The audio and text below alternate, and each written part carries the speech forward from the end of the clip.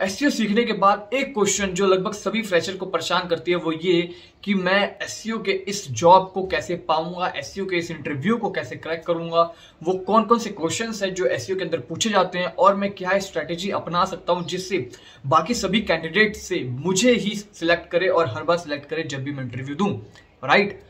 सो इस वीडियो के अंदर मैं शेयर करने वाला हूं अपना एक्सपीरियंस कि कैसे मैंने लगभग सभी एसईओ के जॉब को क्रैक किया, सभी एसईओ जॉब्स के इंटरव्यू को क्रैक किया एंड वो क्या इंपॉर्टेंट क्वेश्चंस हैं और वो क्या स्ट्रेटेजी है, कैसे इंटरव्यूअर किसी को जज करता है और किस तरीके से आप इस स्ट्रेटेजी को यूज करके अपने सभी एसईओ के जॉब को पहले इंटरव्यू को भी क्रैक कर पाएंगे, right. So for that watch this video till the end.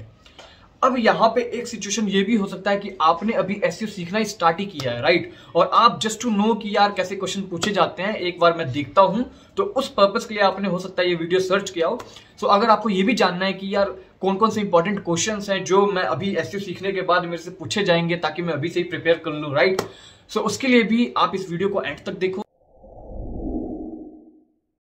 Start करते हैं कि एसईओ के इंटरव्यू को हम कैसे क्रैक करें, how to crack SEO interview. तो इसको समझने के लिए आप एक चीज ये समझो कि आप जहां इंटरव्यू देने जाएंगे, आप जिस कंपनी में इंटरव्यू देने जाएंगे वहां पे आपके जैसे और भी बहुत सारे कैंडिडेट्स होंगे, राइट। तो ऐसे में इंटरव्यूअर को और उस कंपनी को कैसे डिसाइड कर पाएगी वो कंपनी की सिर्फ और सिर्फ आपको सिलेक्ट करे उस पोजीशन के लिए। तो ऐसे में अगर आपके पास आपके रेज्यूमे के साथ साथ कुछ ऐसे प्रोजेक्ट्स हैं, कुछ ऐसे वेबसाइट्स हैं जिसके ऊपर आपने काम किया है, जिसके ऊपर आपने प्रैक्टिकली प्रैक्टिस किया है, क्योंकि देखो एसईओ एग्जीक्यूटिव के लिए आप जा रहे हो, एसईओ फ्रेशर्स के इंटरव्यू के लिए आप जा रहे हो, तो वहां पे ऑब्वियस है कि आप फ्रेशर हो, आपने अपने करियर को भी स्टार्ट किया है, राइट। तो ऐसे में आपके पास बहुत सारा एक्सपीरियंस तो है नहीं, बहुत सारा ऐसा काम तो है नहीं, लेकिन अगर वहीं पर ये केस हो गया उन सभी के साथ जो आपके साथ और दूसरे भीड़ में हैं, आप कैसे अलग हटेंगे? आप अलग हटेंगे जब आप अपने लिए आप अपने साथ रेज्यूमे के साथ कुछ ऐसे वेबसाइट्स के लिंक लेकर जाएंगे, कुछ ऐसे प्रोजेक्ट्स लेकर जाएंगे जिन पे आपने प्रैक्टिस किया है, जिन पे आपने जब सीख रहे थे तब आपने काम किया, ठीक है। जरूरी नहीं है कि आपको क्लाइंट के काम को दिखाना है कि यार ये मेरा क्लाइंट है, इस पे मैंने काम किया, राइट। है तो बढ़िया, लेकिन नहीं है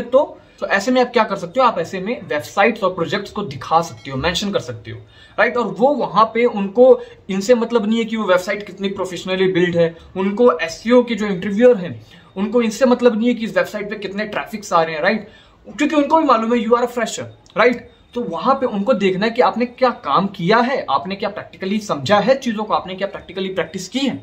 तो मैंने क्या किया था, मैंने ब्लॉगर पे एक वेबसाइट बनाई और उसके ऊपर मैंने 15 से 20 पोस्ट डाले। उसके ऊपर मैंने ऑन पेज किया था, ऑफ पेज किया है, उसके लिए लिंक्स मैंने क्रिएट किए, बैकलिंक बनाने की कोशिश की थी स्टार्टिंग में,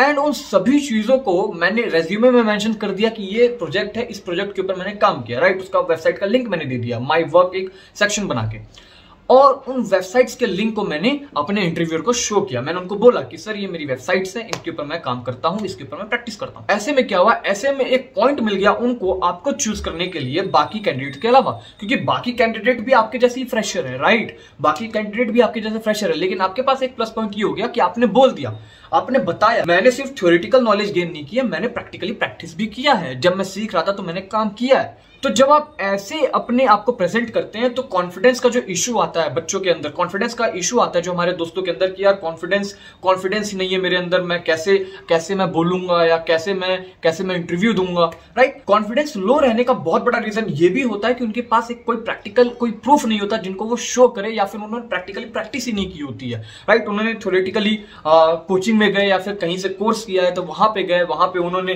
कोर्स की वीडियोस को देखा, थ्योरेटिकली समझा, कुछ प्रैक्टिस की और हो गया। तो एक ये रीजन भी होता है कि उनके पास कॉन्फिडेंस नहीं होता। लेकिन जब आप ब्लॉगर लेकर जाते हो, जब आप ब्लॉगर पे वेबसाइट फ्री में बना के उसके ऊपर पोस्ट डाल के लेकर जाते हो, तब वहां पे आपके पास खुद ही कॉन्फिडेंस आ जाता है कि यार मैंने तो प्रैक्टिस की हुई है, यार मैंने तो ऑन पेज भी किया हुआ है, ऑफ पेज भी किया हुआ है, क्या पूछेंगे सर, राइट। तो ऐसे में कॉन्फिडेंस अपने आप ही आता है। और प्लस क्योंकि आपको मालूम है कि मैं भी फ्रेशर हूं, बाकी भी फ्रेशर है, बाकी में से बहुत ऐसे कम कैंडिडेट होंगे जो आपके जैसे अपने प्रोजेक्ट्स को अपने इन वेबसाइट्स के लिंक को शो करेंगे, उनको बताएंगे। तो जब ये चीज आपको मालूम होती है तो आपके माइंड के अंदर एक पहले से ही कॉन्फिडेंस आता है कि यार मैं पहले से ही रेडी हूं, मेरे पास पहले से ही कुछ है दिखाने को जो मुझे अलग बना रही है, राइट।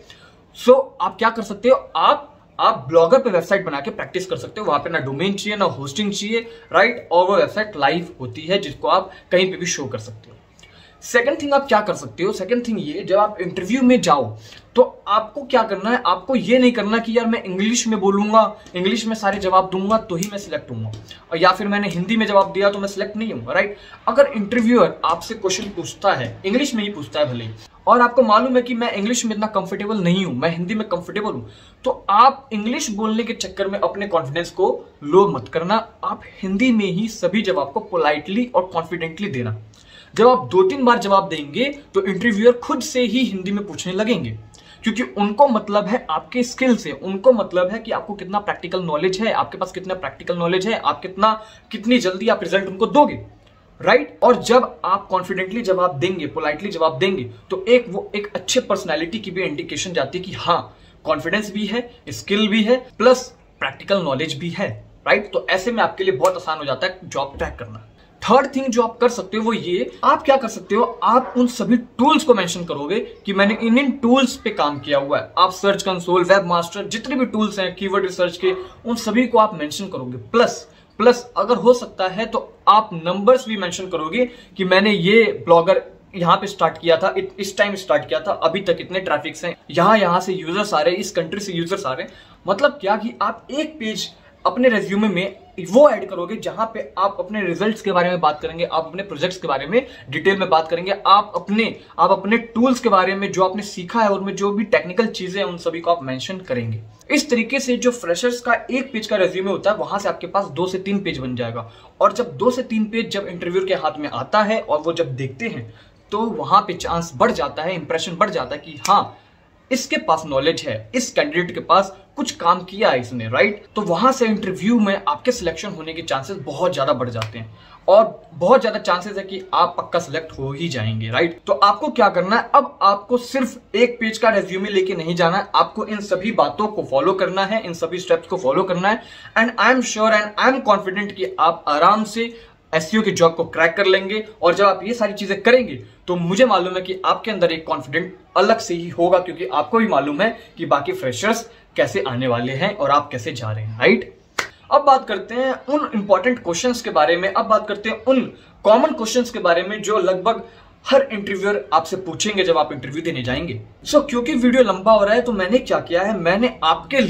लिए मैंने उन सभी इंपॉर्टेंट क्वेश्चंस को जो लगभग हर जगह आप देखेंगे कि आपसे पूछे जा रहे हैं, एंड इन क्वेश्चंस को आप बिल्कुल भी स्किप नहीं कर सकती हो एज अ फ्रेशर, राइट। तो उन सभी क्वेश्चंस का एक मैंने लिस्ट बनाया है और उस लिस्ट को मैंने पीडीएफ में कन्वर्ट करके मैंने वेबसाइट पे अपलोड की हुई है, राइट। लिस्ट को डाउनलोड करने के लिए, उस सभी इंपॉर्टेंट क्वेश्चंस को डाउनलोड करने के लिए जिसको आप बिल्कुल भी स्किप नहीं कर सकते हो, जो आपसे हर जगह पूछे जाएंगे और जो आपको हेल्प करेगी कि आप अपने इंटरव्यू को पहले बार में ही क्रैक करो और अपने एसईओ की जर्नी को स्टार्ट करो, राइट। आप डिस्क्रिप्शन में जाएंगे, वहां से आप आराम से डाउनलोड कर लेंगे, आपको कोई भी कॉस्ट या फिर कोई भी प्राइस आपको उसके लिए पे नहीं करना, राइट। एंड उस क्वेश्चंस को आप प्रिपेयर कर सकते हैं। So this was all about how to crack SEO interview, SEO interview को कैसे क्रैक करें एज अ फ्रेशर, और क्या इंपॉर्टेंट क्वेश्चंस हैं जो मैं प्रिपेयर कर सकता हूं, जिनको मैं मिस नहीं कर सकता हूं, जो मुझे हेल्प करेंगी मेरे एसईओ इंटरव्यू को क्रैक करने में, राइट। अगर आप चाहते हो कि आप एसईओ सीखो लेकिन प्रैक्टिकली एसईओ सीखो, आप प्रैक्टिकल नॉलेज गेन करो,